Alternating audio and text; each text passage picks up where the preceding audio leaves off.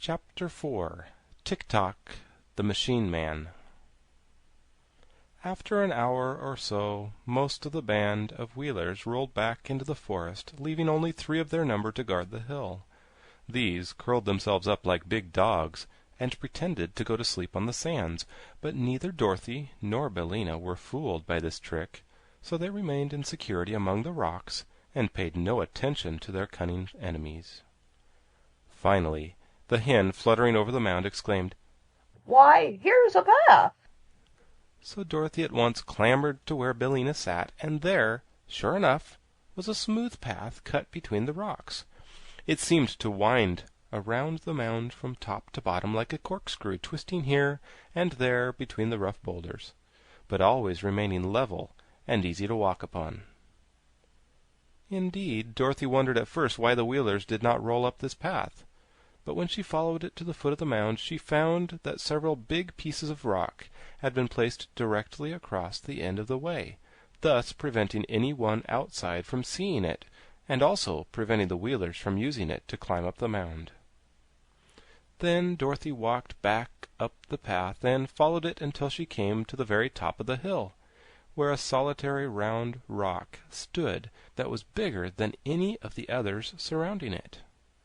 The path came to an end just beside this great rock, and for a moment it puzzled the girl to know why the path had been made at all. But the hen, who had been gravely following her around, and was now perched upon a point of rock behind Dorothy, suddenly remarked, "It looks something like a door, doesn't it?" "What looks like a door?" inquired the child. "Why, that crack in the rock just facing you," replied Billina, whose little round eyes were very sharp, and seemed to see everything. "It runs up one side and down the other and across the top and the bottom." "What does?" "Why, the crack. So I think it must be a door of rock, although I do not see any hinges." "Oh, yes," said Dorothy, now observing for the first time the crack in the rock. "And isn't this a keyhole, Billina?" pointing to a round, deep hole at one side of the door. "Of course. If we only had the key now, we could unlock it and see what is there," replied the yellow hen. "Maybe it's a treasure chamber full of diamonds and rubies, or heaps of shining gold, or—" "That reminds me," said Dorothy, "of the golden key I picked up on the shore. Do you think it would fit this keyhole, Billina?" "Try it and see," suggested the hen. So Dorothy searched in the pocket of her dress and found the golden key, and when she had put it into the hole of the rock and turned it, a sudden sharp snap was heard. Then, with a solemn creak that made the shivers run down the child's back, the face of the rock fell outward like a door on hinges, and revealed a small dark chamber just inside. "Good gracious!" cried Dorothy, shrinking back as far as the narrow path would let her. For standing within the narrow chamber of rock was the form of a man, or at least it seemed like a man in the dim light. He was only about as tall as Dorothy herself, and his body was round as a ball and made out of burnished copper. Also his head and limbs were copper, and these were jointed or hinged to his body in a peculiar way, with metal caps over the joints like the armor worn by knights in days of old. He stood perfectly still, and where the light struck upon his form it glittered as if made of pure gold. "Don't be frightened," called Billina from her perch. "It isn't alive." "I see it isn't," replied the girl, drawing a long breath. "It is only made of copper, like the old kettle in the barnyard at home," continued the hen, turning her head first to one side and then to the other, so that both her little round eyes could examine the object. "Once," said Dorothy, "I knew a man made out of tin, who was a woodman named Nick Chopper. But he was as alive as we are, 'cause he was born a real man, and got his tin body a little at a time, first a leg and then a finger and then an ear, for the reason that he had so many accidents with his axe and cut himself up in a very careless manner." "Oh," said the hen with a sniff, as if she did not believe the story.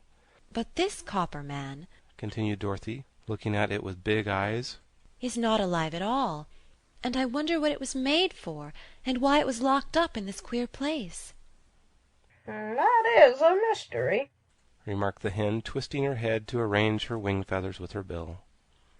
Dorothy stepped inside the little room to get a back view of the Copper Man, and in this way discovered a printed card that hung between his shoulders, it being suspended from a small copper peg at the back of his neck. She unfastened this card and returned to the path where the light was better, and sat herself down upon a slab of rock to read the printing. "What does it say?" asked the hen curiously. Dorothy read the card aloud, spelling out the big words with some difficulty, and this is what she read. Smith and Tinker's patent double action, extra responsive, thought creating, perfect talking mechanical man, fitted with our special clockwork attachment, thinks, speaks, acts, and does everything but live, manufactured only at our works at Evna, land of Ev. All infringements will be promptly prosecuted according to law. "How queer!" said the yellow hen. "Do you think that is all true, my dear?" I don't know. answered Dorothy, who had more to read. Listen to this, Billina. Directions for using. For thinking, wind the clockwork man under his left arm, marked number 1. For speaking, wind the clockwork man under his right arm, marked number 2. For walking and action, wind clockwork in the middle of his back, marked number 3. N.B. This mechanism is guaranteed to work perfectly for 1,000 years. "Well, I declare!" gasped the yellow hen in amazement. "If the Copper Man can do half of these things, he is a very wonderful machine. But I suppose it is all humbug, like so many other patented articles." We might wind him up, suggested Dorothy. and see what he'll do. "Where is the key to the clockwork?" asked Billina. Hanging on the peg where I found the card. "Then," said the hen, "let us try him and find out if he will go. He is warranted for 1,000 years, it seems, but we do not know how long he has been standing inside this rock." Dorothy had already taken the clock key from the peg. Which shall I wind up first? she asked, looking again at the directions on the card. "Number 1, I should think." returned Billina. "That makes him think, doesn't it?" Yes. said Dorothy, and wound up number 1 under the left arm. "It doesn't seem any different," remarked the hen critically. Why, of course not. He is only thinking now. said Dorothy. "I wonder what he is thinking about." I'll wind up his talk, and then perhaps he can tell us. said the girl. So she wound up number 2, and immediately the clockwork man said, without moving any part of his body except his lips, "Good morning, little girl. Good morning, Mrs. Hen." The words sounded a little hoarse and creaky, and they were uttered all in the same tone, without any change of expression whatever. But both Dorothy and Billina understood them perfectly. Good morning, sir," they answered politely. "Thank you for rescuing me," continued the machine in the same monotonous voice, which seemed to be working by a bellows inside of him, like the little toy lambs and cats the children squeeze so they will make a noise. Don't mention it. answered Dorothy, and then, being very curious, she asked, How did you come to be locked up in this place? "It is a long story, replied the Copper Man. but I will tell it to you briefly. I was purchased from Smith and Tinker, my manufacturers, by a cruel king of Ev, named Evoldo, who used to beat all his servants until they died. However, he was not able to kill me, because I was not alive, and one must first live in order to die, so that all his beating did me no harm, and merely kept my copper body well polished.